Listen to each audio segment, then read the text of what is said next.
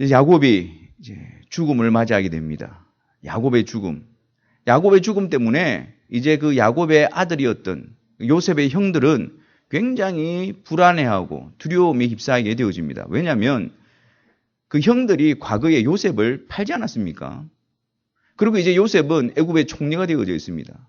그래서 형들의 마음에는 지금 요셉이 저 높은 자리에서 권력을 가지고 우리에게 보복하고 복수하고 싶은데 아버지가 살아계시기 때문에 참고 있는 것이다. 그렇게 생각한 거예요. 근데 지금 야곱이 죽음을 당합니다. 야곱이 죽어버렸습니다. 그러니까 아버지가 죽고 나니까 이제 요셉은 반드시 우리를 보복할 것이다. 우리가 행한 악에 대해서 요셉은 갚을 것이다. 그런 그들의 생각 때문에 두려움 가운데 빠져 있는 것입니다. 그래서 아버지의 장례가 끝나고 난 다음에 요셉의 형들은 요셉에게로 나아갑니다. 그리고 요셉 앞에 엎드려서 자기 죄를 고하고 용서해 줄 것을 요청합니다. 그리고 우리가 너의 종이라고까지 말하면서 요셉에게 용서를 구하고 있는 모습이 오늘 본문의 내용입니다. 그런데 요셉의 마음에는 형들에 대해서 어떻게 보복하고 복수하려고 하는 마음이 전혀 없었습니다.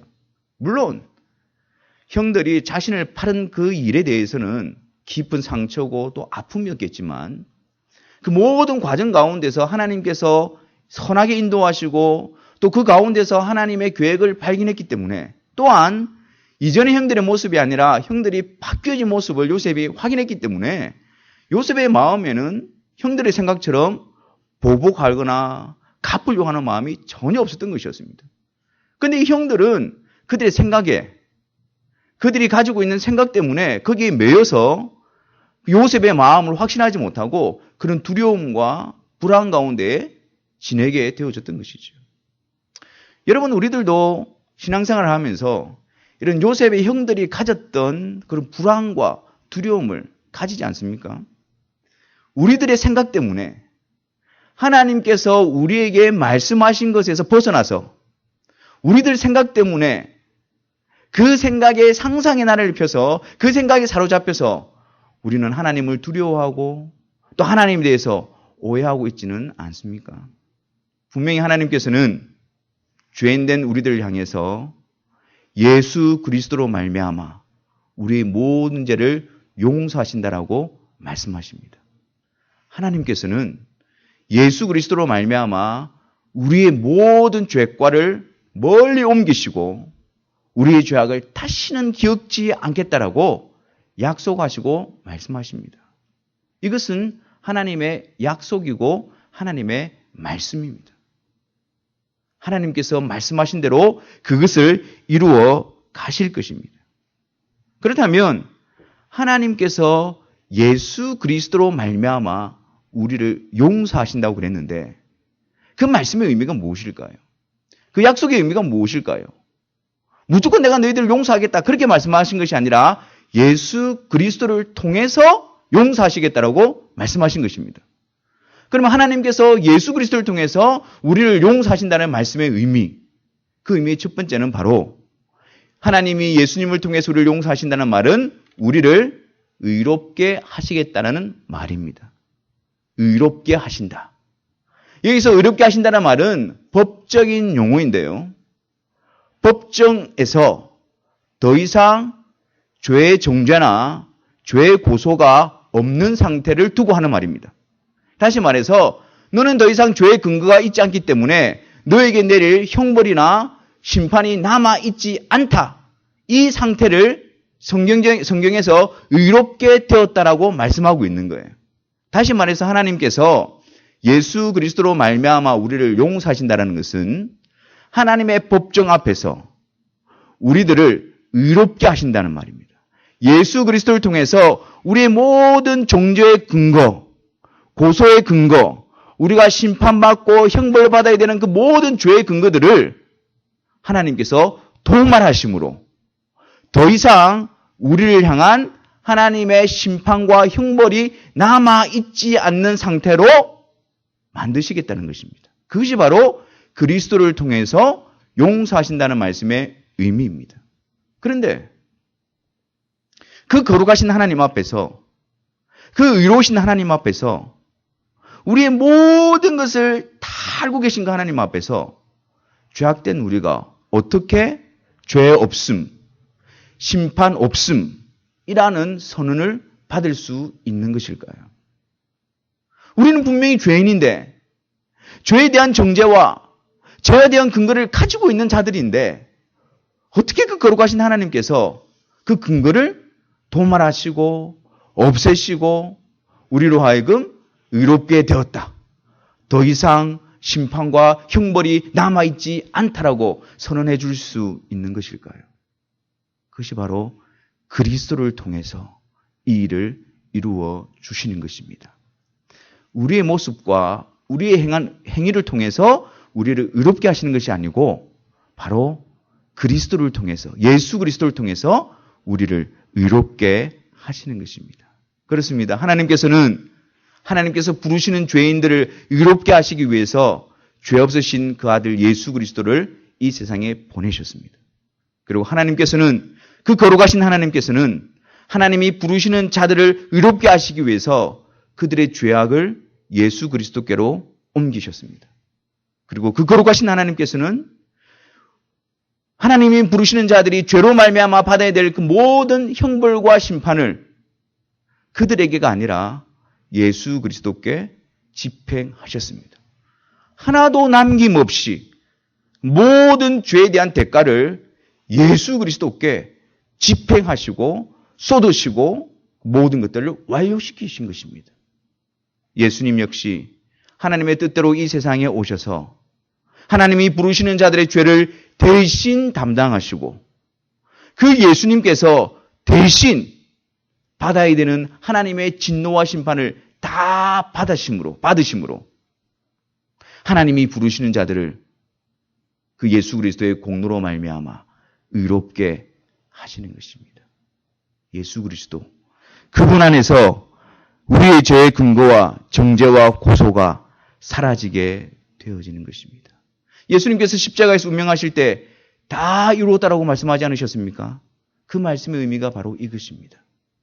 죄에 대한 모든 심판과 죄에 대한 모든 형벌이 예수님께서 십자가에서 살찌시고 피 흘리시고 죽으심으로 말미암아 내가 다 감당하였다라고 선언하시는 것, 그것이 바로 다 이루었다라고 말씀하신 말씀의 의미인 것입니다. 그래서 예수 그리스도 안에서만, 그 예수 그리스도를 통해서만 죄의 근거가 사라지고 죄에 대한 하나님의 심판과 저주가 사라지게 되어지는 것입니다. 예수 그리스도께서 이미 그것을 대신 담당하시고 이미 다 받으셨기 때문에 예수 그리스도 안에 있는 자에게는 예수 그리스도 때문에 더 이상 죄의 정죄와 율법의 고소와 하나님의 심판의 저주와 형벌이 남아있지 않는 것입니다. 그것이 바로 예수 그리스도를 통해서 우리가 죄인이지만 나 때문이 아니라 예수 그리스도 때문에 의롭게 되어졌다라는 의미인 것입니다. 여러분, 이스라엘 백성들이 애굽에서 나오기 전날 밤에 있었던 일을 기억하십니까? 그 애굽 온 땅에 그날 밤에 하나님의 심판이, 하나님의 저주가 임합니다. 근데 단 한 곳, 하나님의 말씀대로 어린 양의 피를 바른 그 집, 문설주와 좌우임방에 어린 양의 피를 바르고 그 안에 있었던 자들에게만 하나님의 심판이, 하나님의 저주가 넘어가게 되어지는 것을 보게 되어집니다. 그 사람들 때문이 아니라 그 어린 양의 피를 바른 그곳, 즉 예수 그리스도의 보혈 아래 있는 자들만이 하나님의 심판과 저주에서 벗어날 수 있게 되어지는 것입니다. 그래서 예수 그리스도가 하나님의 심판날에 우리의 피난처가 되어주십니다. 하나님의 심판날에 우리의 돋비처가 되어주십니다. 하나님의 심판날에 유일한 우리의 도움이시며 산성이 되어지시는 것입니다. 여러분, 우리가 하나님 앞에 의롭게 되어지는 것은 우리 때문이 아닙니다. 우리의 모습 때문이 아닙니다. 바로 예수 그리스도 때문입니다. 우리가 하나님 앞에서 의롭게 되어졌다라고 확신할 수 있는 이유는 우리가 어떻게 살았기 때문이 아니라 우리를 대신해서 예수 그리스도께서 완전히 우리 죄에 대한 형벌을 다 받으셨기 때문에 그 예수 그리스도를 근거로 내가 하나님 앞에 의롭게 되어졌다라고 말할 수 있는 것입니다. 우리 때문이 아니라 그리스도 때문입니다. 그래서 예수 그리스도는 나의 의로움이 되어지십니다. 예수 그리스도 없이는 하나님 앞에 죄인이지만 하나님의 심판에 합당한 자이지만 예수 그리스도 나의 죄를 대신 담당하신 그분과 함께 설 때에 그분이 나의 의로움이 되어주셔서 나의 정결함이 되어주셔서 나의 완전함이 되어주셔서 불완전한 내가 하나님 앞에 그분 때문에 의롭게 되어지고 완전한 자로 세워지게 되는 것입니다. 우리가 하나님의 심판 앞에 두려움에 쌓일 때에 우리가 바라봐야 될 것은 나의 모습이 아닙니다. 나를 대신해서 십자가에서 이미 모든 죄의 형벌을 치루신 예수 그리스도 그분을 바라볼 때에 우리 가운데 분명한 확신을 가지게 되는 것입니다. 둘째로 하나님께서 예수 그리스도를 통해서 용서하신다는 말씀의 의미가 무엇일까요?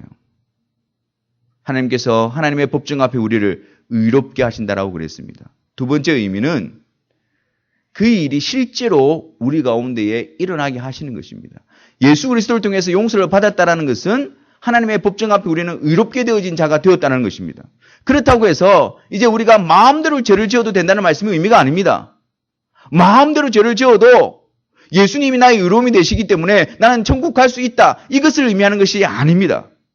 그리스도를 통해서 용서받았다라는 것은 법적으로 하나님 앞에 의롭게 되어졌다는 것과 실제적으로는 우리가 하나님의 소유가 되어졌다는 것을 의미합니다.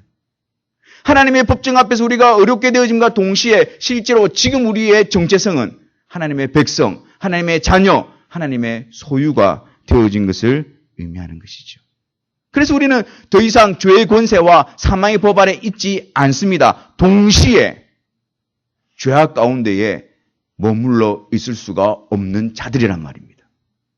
예수 그리스도로 말미암아 죄와 사망의 법에서 해방되어짐과 동시에 이 세상 가운데서 죄의 종로로 타며 죄악 가운데서 머물러 있을 수 있는 자들이 아니란 말입니다. 왜요? 우리의 소유권이 바뀌어졌기 때문입니다. 우리의 주인이 바뀌어졌기 때문입니다. 우리의 왕이 바뀌어졌기 때문입니다. 이전에는 죄의 종로로 타다가 이제는 예수 그리스도로 말미암아 하나님이 우리의 주인이 되시고 예수 그리스도로 말미암아 용서받은 자들은 하나님의 소유된 백성이 되어지는 것입니다. 그래서 우리 삶 속에 무엇이 일어난 줄 아십니까? 그 거룩하신 하나님께서 하나님의 소유권을 주장하십니다. 너는 내 것이다. 너는 나의 소유다. 너는 나의 백성이다. 그래서 이전에 죄의 종로로 타여 죄악 가운데서 지내며 욕심을 따라 하나님을 대적하던 그 모습을 하나님의 소유로 바꾸시고 하나님의 소유권으로 우리들을 통치해 가시기 시작하십니다. 하나님의 말씀으로 우리를 바꾸어 가기 시작하십니다.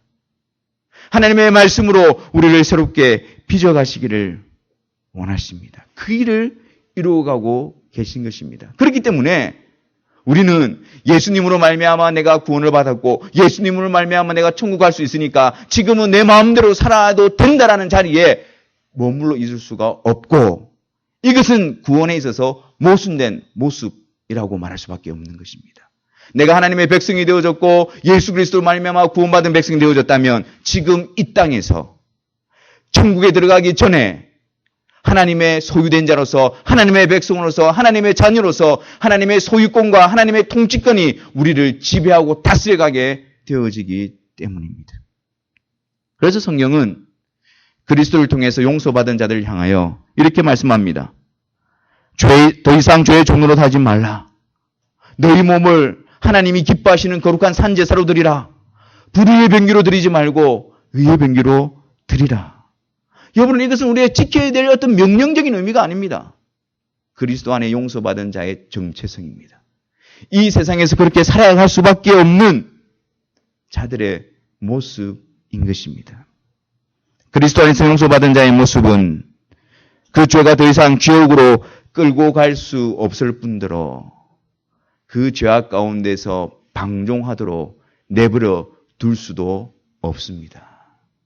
그리스도로 말미암아 용서받은 자는 더 이상 정죄함이 없을 뿐더러 더 이상 죄악 가운데서 안주하며 하나님을 계속 거부할 수 없는 자인 것입니다.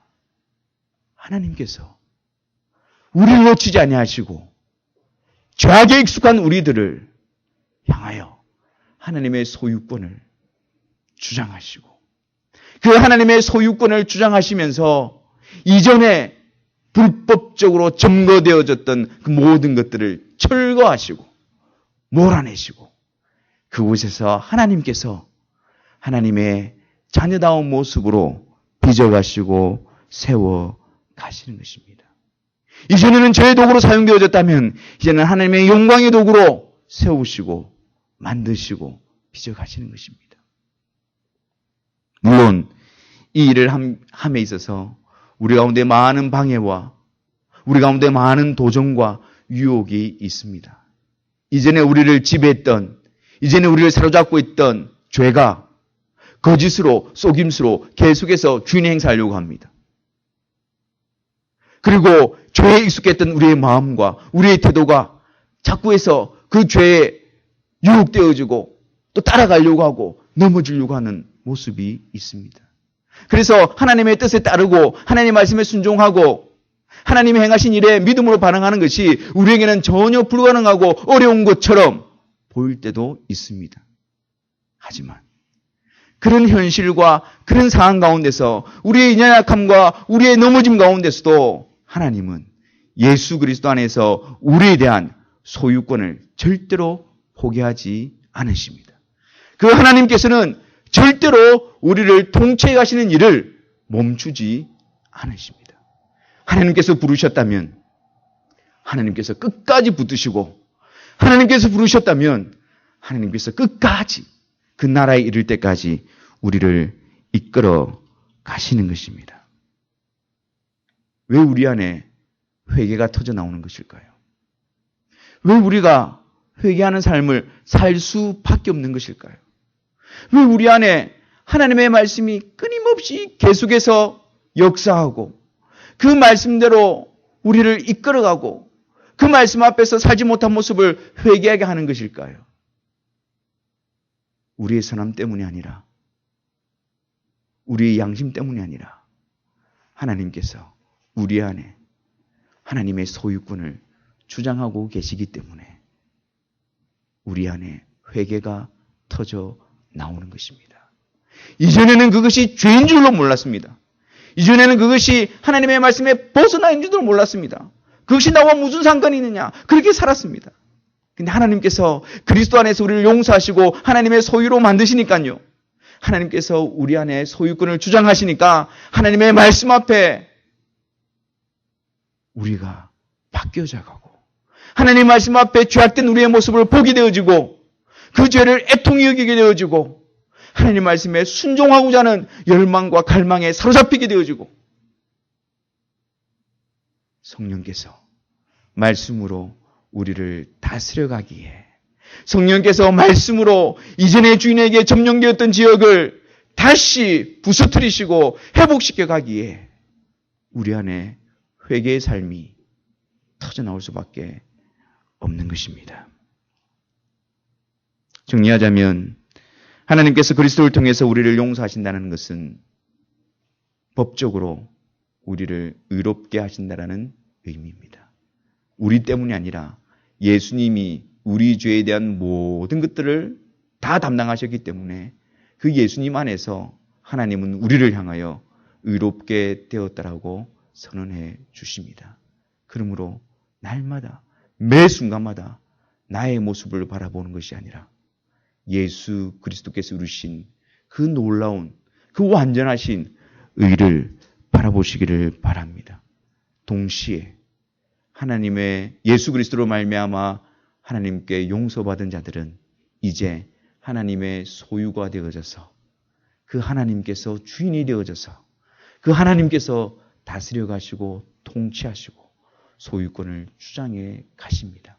우리 안에 성령을 보내시고 말씀을 듣게 하셔서 그 말씀 앞으로 이끌어내시고 그 말씀 앞에 순종하게 하시고 일어설 수 있도록 품으시고 힘을 주시고 능력을 주시고 그 일들을 계속해서 이끌어 가실 것입니다. 그러므로 여러분 두려워하지 마시기를 바랍니다.